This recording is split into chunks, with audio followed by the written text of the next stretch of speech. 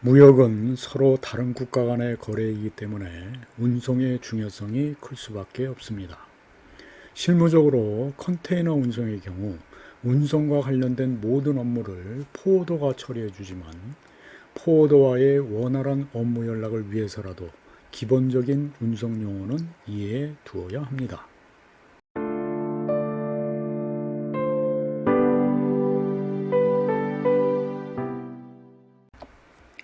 무역운송은 해상운송, 항공운송, 육상운송 및 복합운송으로 이루어집니다.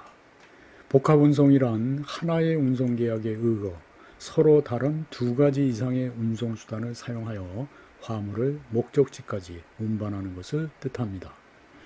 무역운송의 가장 큰 부분을 차지하는 해상운송의 경우 컨테이너 운송과 멀크 운송으로 나누어집니다. 컨테이너 운송이란 화물을 컨테이너에 적재하여 운송하는 방식이며 벌크 운송은 석유나 석탄, 곡물 등과 같은 화물을 야적 상태로 운송하는 방식입니다. 컨테이너는 화물을 보다 능률적이고 경제적이며 안전하게 운송하기 위한 용기입니다.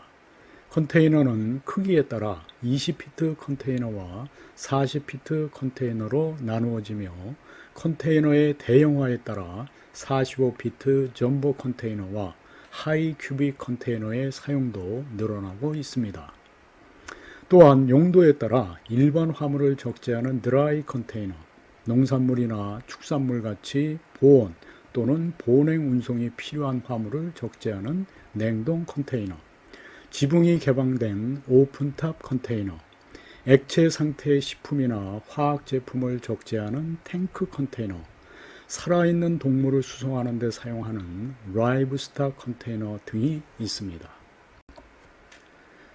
FCL은 풀 컨테이너 로드의 약자로 단독으로 한 대 이상의 컨테이너를 채울 수 있는 양의 화물을 뜻하고 LCL은 less than a container load의 약자로 단독으로 컨테이너를 채울 수 없어서 다른 화주의 화물과 함께 실어야 하는 소량 화물을 뜻합니다. FCL이냐 LCL이냐에 따라 운임의 계산 방법이 달라집니다. 즉 FCL의 경우에는 화물의 양과 상관없이 컨테이너 한 대당 운임이 부과되고 LCL의 경우에는 CBM당 운임이 부과됩니다. CBM이란 큐빅미터의 약자로서 부피의 단위이며 가로 세로 높이가 각각 1m일 때의 부피를 1CBM이라고 합니다. 수출 화물의 CBM을 계산하기 위해서는 우선 화물을 포장한 카튼 박스에 가로 세로 높이를 곱해서 박스 하나의 CBM을 구한 다음 총 박스 수를 곱하면 됩니다. 예를 들어 가로 세로 높이가 각각 50cm, 60cm, 100cm인 박스 10개에 포장된 물건을 수출한다고 하면 박스 하나의 CBM은 0.5 곱하기 0.6 곱하기 1, 즉 0.3 CBM이고 전체 화물의 CBM은 0.3 곱하기 10, 즉 3 CBM이 됩니다. 이론적으로 20피트 컨테이너의 최대 적재 용량은 33 CBM이고 40피트 컨테이너의 최대 적재 용량은 67 CBM이나 선적 과정에서 발생하는 공간을 감안하여 평균적으로 20피트 컨테이너에는 25 CBM, 40피트 컨테이너에는 55 CBM 정도를 적재합니다. 따라서 수출 화물의 총 CBM을 계산해서 25 CBM에 근접하면 FCL로 처리하고 25 CBM에 크게 미치지 못하는 소량 화물의 경우에는 LCL로 처리합니다.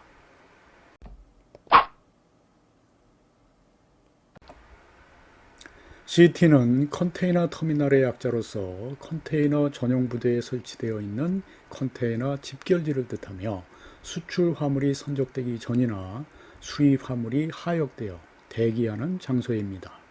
CY는 컨테이너 야드의 약자이며 컨테이너 터미널 내에 위치한 컨테이너 야적장으로서 수출 시 선박에 컨테이너를 싣기 전이나 수입 시 선박에서 내린 컨테이너를 모아두는 장소를 뜻합니다. 선박회사의 입장에서 수많은 수출자 또는 수입자를 상대로 개별적으로 컨테이너를 인수하거나 인도하기가 힘들기 때문에 CY를 지정해서 수출자 또는 수입자로 하여금 해당 CY에서 화물을 인도하거나 인수해 가도록 합니다. CFS는 컨테이너 프레이트 스테이션의 약자이며 복수의 수출자로부터 LCL 화물을 인수해서 컨테이너에 적재하는 작업을 하거나 수입된 LCL 화물을 컨테이너에서 하역하는 작업을 하는 장소로서 컨테이너 작업장이라고 부릅니다.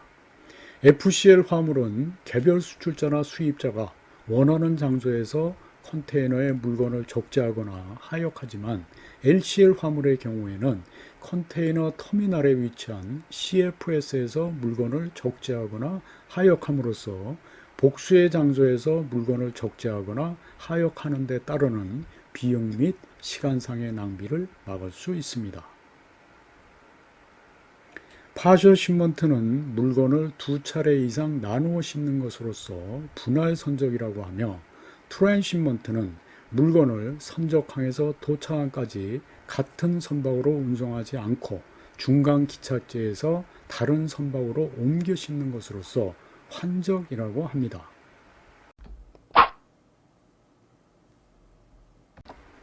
해상 운임은 기본 운임에 다음과 같은 부대 운임을 더해서 결정됩니다.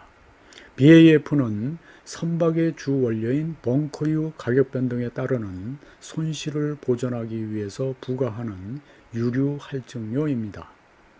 EMS는 전쟁이나 분쟁, 산유국의 단합으로 유가가 폭등할 경우 긴급 부과하는 할증료입니다.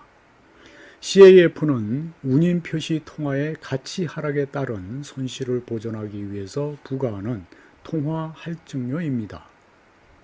THC는 수출화물의 경우 CY에 입고된 시점부터 본선 선측에 도착할 때까지, 수입 화물의 경우 본선 선측에서부터 CY에 입고될 때까지 화물의 이동에 따르는 화물 처리 비용입니다. 와피지는 항만 운영업자가 부두 사용료조로 부과하는 요금입니다.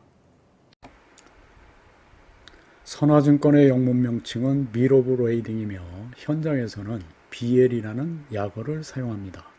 선화증권은 선박회사 또는 포워더가 발행하며 증권에 기재된 조건에 따라 화물을 운송하여 증권의 정당한 소지인에게 인도할 것을 약정하는 유가증권입니다.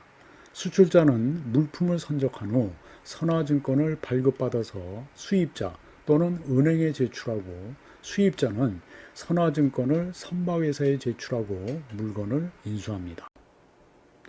컨사인이란 선화증권에 명시된 화물의 수취인을 뜻하며 노티파이 파티란 선박회사에서 물건을 찾아가라고 연락해주는 대상, 즉 연락처를 뜻합니다.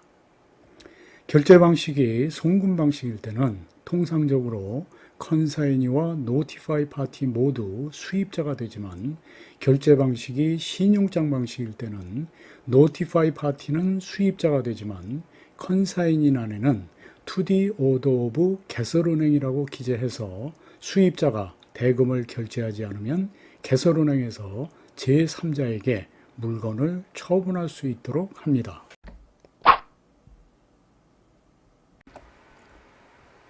서렌더드 BL이란 오리지널 BL의 발행을 포기하거나 반납함으로써 수입자가 오리지널 BL 없이 화물을 찾을 수 있도록 하는 것입니다. 서렌더드 BL은 우리나라와 중국, 일본, 대만 등과 같은 인접 국가 간의 무역 거래에서 선적 서류보다 화물이 먼저 도착할 경우 오리지널 BL 없이 화물을 인수할 수 있도록 고안된 방식으로서 물품 대금 전액이 사전에 송금되고 물품이 선적되는 경우에 주로 활용됩니다. 인접 국가 간의 거래에서 결제 방식이 송금 방식인 경우에는 앞서 소개한 서렌더드 BL 방식을 활용해서 오리지널 BL 없이 물건을 찾을 수 있도록 할 수 있으나 신용장 방식의 거래에서는 은행에서 오리지널 BL을 요구하기 때문에 서렌더드 BL 방식을 사용할 수 없습니다. 이와 같은 상황에서 대안으로 사용하는 것이 LG입니다. LG는 레터 오브 개런티의 약자이며 수입자와 신용장 개설은행이 연대하여 선박회사에 선화증권 원본이 도착하는 대로 이를 제출할 것과 선화증권 원본 없이 물품을 인도받는 데 따른 모든 문제에 대해서 선박회사에게 책임을 지우지 않겠다고 보증하는 서류로서 수입자는 선박회사에 LG를 제출하고 화물을 인수합니다. 스위치벨이란 중개무역거래에서 중개무역업자가 제3국의 수출자로부터 받은 선화증권을 선박회사에 반납하고 새로운 선화증권을 발급받는 것을 뜻하며 최종 수입자에게 수출자가 노출되는 것을 방지하기 위해서 선화증권에 명시된 쉬퍼를 바꾸기 위한 목적으로 사용합니다. 컨테이너로 운송하는 일반 상품의 경우 구체적인 운송 절차에 대해서 모르더라도 물건을 수출하거나 수입하는 데 큰 문제가 없습니다.